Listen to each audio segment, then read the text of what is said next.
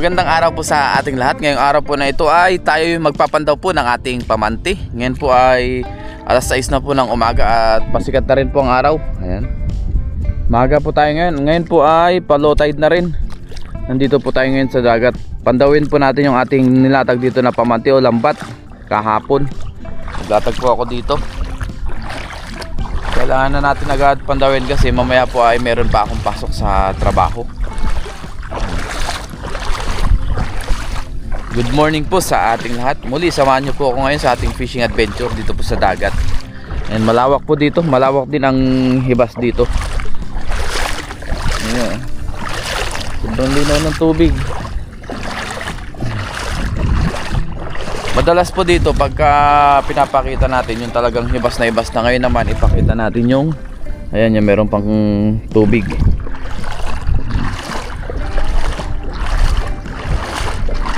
At muli maraming salamat po sa inyong palaging panonood sa ating mga vlogs,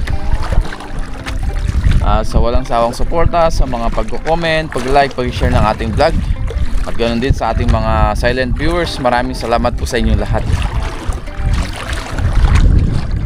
Habang pababa tayo ng pababa, palalim po ng palalim yung tubig. Pero tansya ko naman yung tubig dito kasi nakikita na yung kawayan. Ibig sabihin hanggang tiyan na siguro yan yung tubig dito. Di bali ay pahibas naman na. Mabilis lang bumaba ang tubig dito.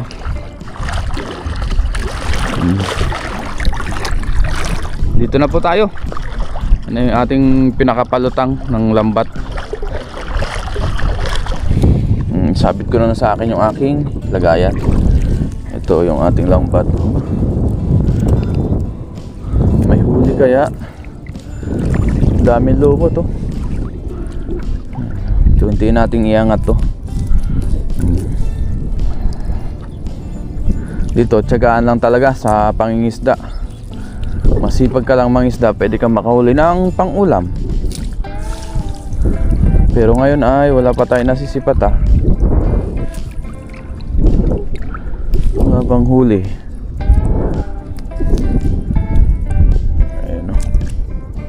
May mga sabit dito. Ito merong crabs. Kaso maliit pa to, balik natin yan.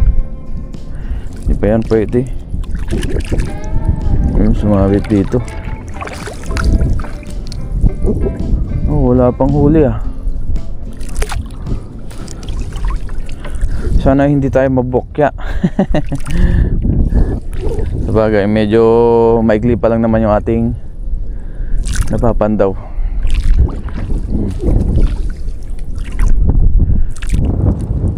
Wala pang huli ngayon.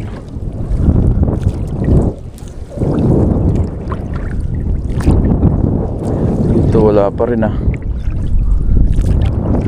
nagkamaling isda. May mga nahuli tayo, mga crabs medyo maliliit. Papakawalan ko yan mamaya pagka inayos natin yung lambat. Ay, ito meron na kabasi Oops. One down.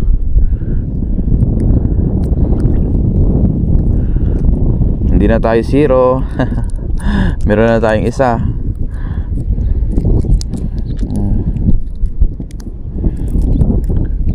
Ganda ng panahon ngayon Maaraw na medyo mahangin. Dito na lang muna natin.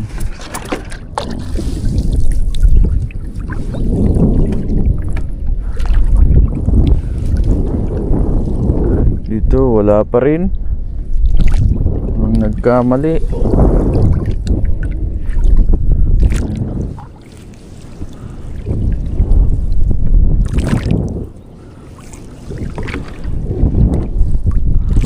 Wala pa rin tayong ibang nahuhuli. Siya nga pala, dito lang pala ako naglalatag sa gilid-gilid ng dagat. Dahil wala rin naman tayong bangka na pwedeng gamitin para makalaot. Tsaka bawal po dito lumaot ang isang OFW, especially walang permit. Kaya hanggang sa gilid-gilid lang po tayo ng dagat nangingisda. Ayun, meron maliit. Maliit man ito. Bah, matumal ngayon ah. Wala tayo masyadong nahuli.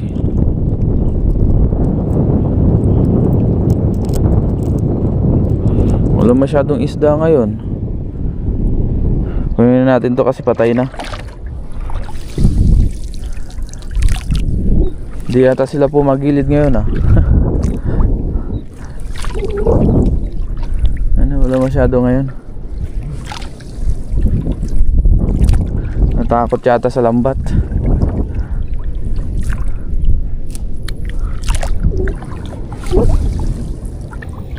Tsaka dito po sa Taiwan, pwede pong mangisda dito. Basta dito lang sa mga designated na pwedeng pangisdaan. Kaya po dito pwede naman mangisda dito. Yan. Bawal lang po malao talaga. Kaya sa mga ilog-ilog pwede rin mangisda. Basta walang nakasign na, walang signage na no fishing, pwede po dun mangisda. Dito wala tayong huli ah. Oh, wala pa rin huli.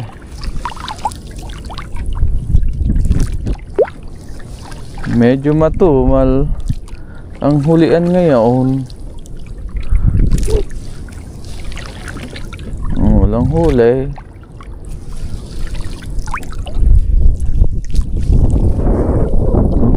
Huli tayo ngayon.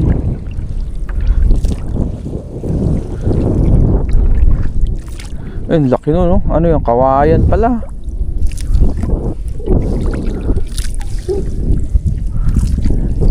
Pag wala tayong nahuling pang ulam, di bawi na lang tayo sa susunod. Laking kawayan nito. Oh. Naku, sinira ang lambat natin.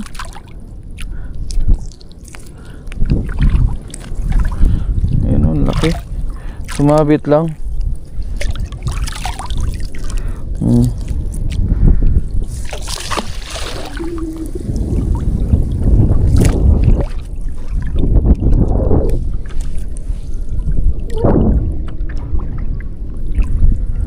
Wala rin dito ah. Naku po, walang masyadong isda ngayon guys. Wala tayo masyadong nahuli. Iisa lang.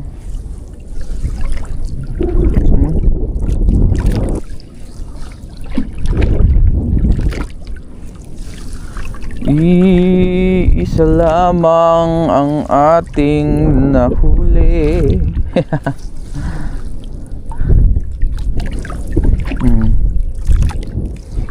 Ay, ito merong isa dito. Uy, ano to? Malaki-laki to. Ayun oh, ay bangus. Uy, thank you Lord. At least meron tayo nahuli oh. Ayun oh, laki oh. Lumusot lang yung ulo niya oh. Oh, mabilis po talaga mamatay ang bangus pero ito ay fresh pa. Tumigas na siya oh. Wow, thank you Lord. Nakahuli pa tayo ng bangus oh, malaki po ito. Yun oh, wow. Kaya wala na po tayong mahuhuli na medyo malaki-laki. Nakahuli tayo kanina, isa lang. Pero yung kanyang pinakasang oh, ayun oh, pulang-pula pa oh. Ganda ng bangus oh. Mataba.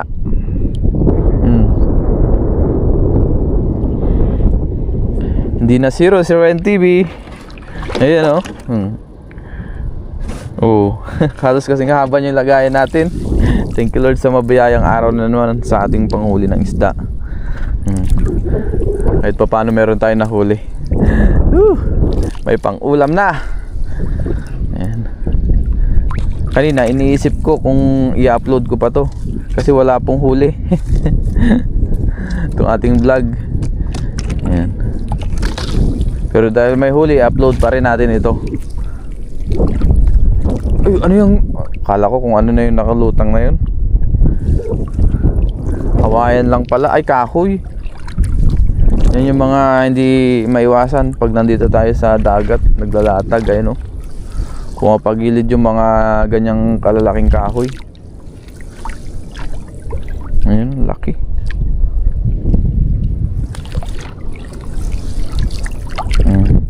Yan po ang sumisira sa ating lambat.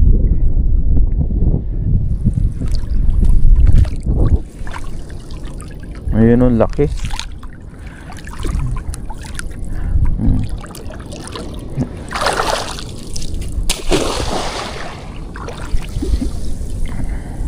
Hindi natin madadala yan. May tatabi, ang layo. Linagyan muna natin dyan sa gilid.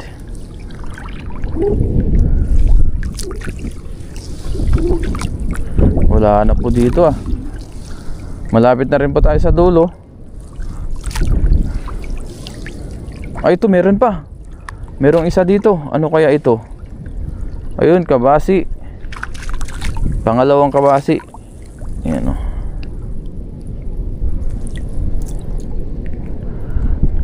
May pangprito pa rin tayo. Ayan o.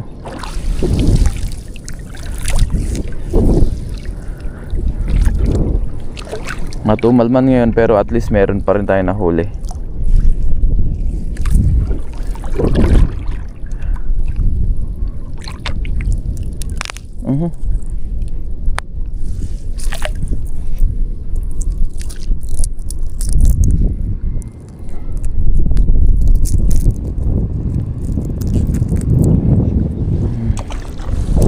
Dito meron pa kaya.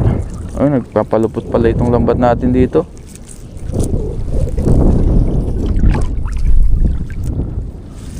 Pumalupot siya. Ayan o.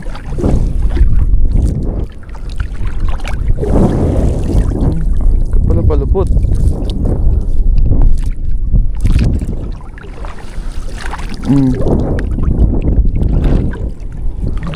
Nagkapalupot siya.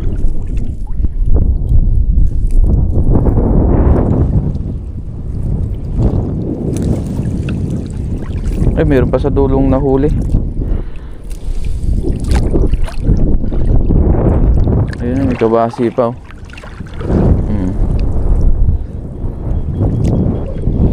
Meron pa tayo nahuling isa oh. Biyaya. Oh, at least nakaapat po tayo na piraso. May pangprito na. Ito, meron pang bangus na malaki. Hindi pa rin tayo na zero. Biyaya, thank you Lord. Ngayon po ayusin ko lang itong aking lambat para manon natin, may ligpit na natin. So sunod na lang ulit tayo maglatag ng lambat dahil mamaya may pasok pa ako ng alas 8 po ng umaga. Ang oras natin ngayon siguro mga 6:30 na. Yan, mabilisan pagpapandaw. At ngayon nga po ay tapos ka na pong ligpitin yung aking lambat. Ayan na po. Tapos yung ating mga nahuli nandyan na rin. Ayan. Biyaya pa rin ay meron pa rin tayong nahuli ngayong araw po na ito. Thank you Lord. So see you po mamaya sa ating pagluluto.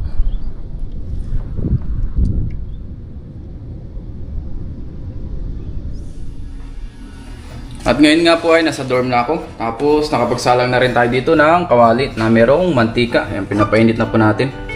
Mainit na siguro yan. Tapos ito yung ating bangus, hiniwa-hiwa ko po dahil medyo malaki siya. Ito po ay ating isang sarasyado. Ito ang ating almusal ngayong araw po na ito. Prito na po natin.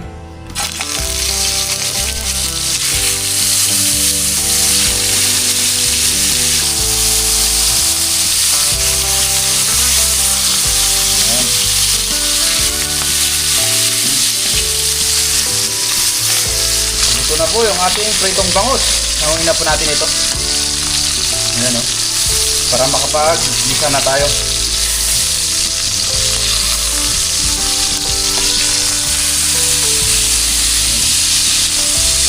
Wow.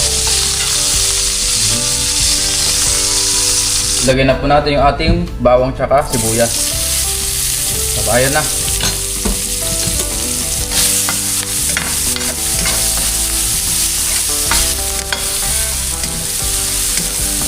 Lagyan na po natin ating kamatis.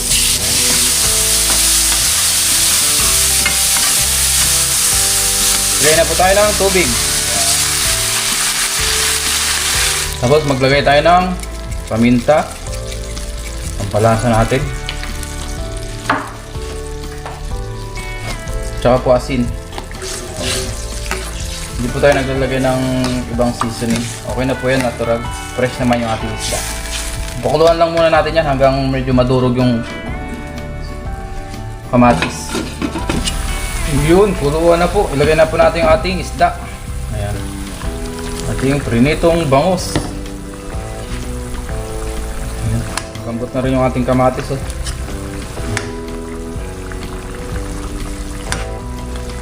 Ayan. Ang ating almusal. Pakuluan muna natin saglit para magkalasa yung ating pinaka-sauce. Kuluan na po. Lagyan na po natin ang pinakauling ingredients po natin, ang itlog.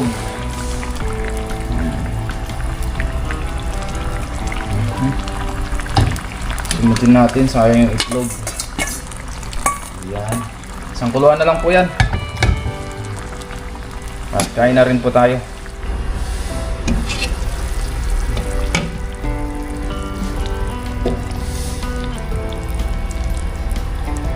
At ngayon nga po ay kain na tayo. Ito na po ang ating almusal. Tapos meron din pala tayo natira po kahapon na adobo natin. Sinama na po natin. So ito na po ang ating sarsyado. Bago tayo mag-upisang kumain, tayo po muna yung mag-pray. Lord, maraming salamat po Panginoon sa pagkain na sa aking harapan. Basbasan niyo po ito na may magbigay sa aking pisil ng pangatawan ng kalakasan. At ganun po sa aking mga viewers, sa aking pamilya. Ingatan niyo rin po sila sa araw-araw. In Jesus' name, Amen. Yun, biyaya. Meron pa rin tayo nahuli ngayong araw po na ito. Hindi tayo na zero. Tapos yung ibang isda po ay nilagay muna natin sa rep. Pang-prito natin sa mga susunod po na araw. Siyempre, tikman na natin to. Ang ating paborito, ulo. Mas may sauce. Mas gusto ko po sa sarsyado yung medyo ano siya, may sabaw ng kaunti. Para naisasabaw natin siya sa kanin. Kain po, magkamay tayo ngayon. Ayos. Mainit-init pa.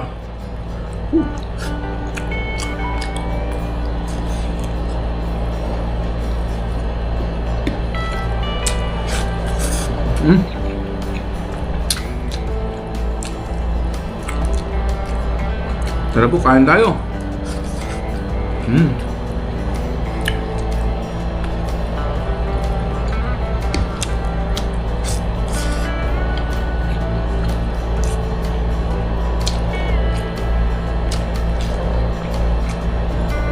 Sarap.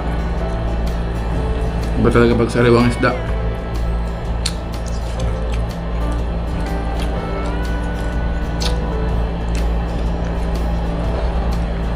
Bawi pa tayo sa susunod. Medyo matumal sa spot na yun. Ngayon. Pero sa susunod, baka naman makabawi na tayo.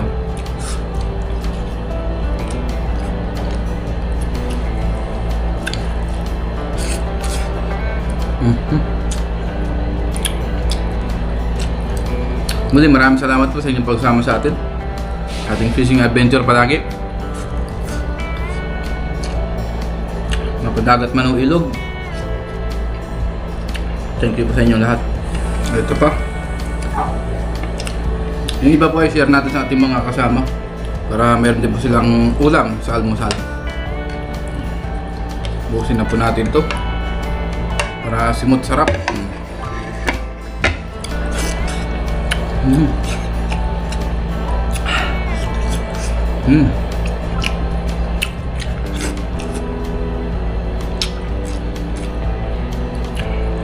Ingat po tayong lahat kung saan man tayong lugar naroon. God bless po sa ating lahat.